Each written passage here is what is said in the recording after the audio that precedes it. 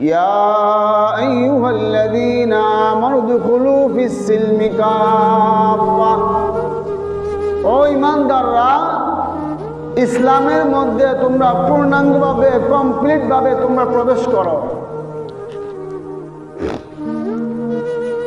5 ওয়াক্ত নামাজ পড়েন তাই বলে আপনি মুসলমানদের দায়িত্ব পালন করছেন? 5 ওয়াক্ত নামাজ পড়লে আপনার বাস সব কিছু আদায় হয়ে গেছে?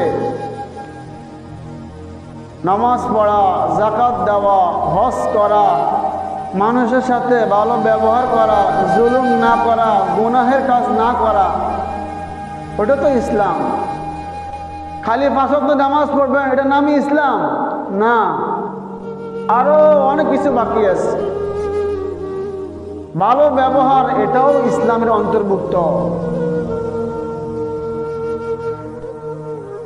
তো ইমানদার এক ইমানদার আরেক ইমানদারকে দাওয়াত দিবে, ডাকবে, আহ্বান করবে।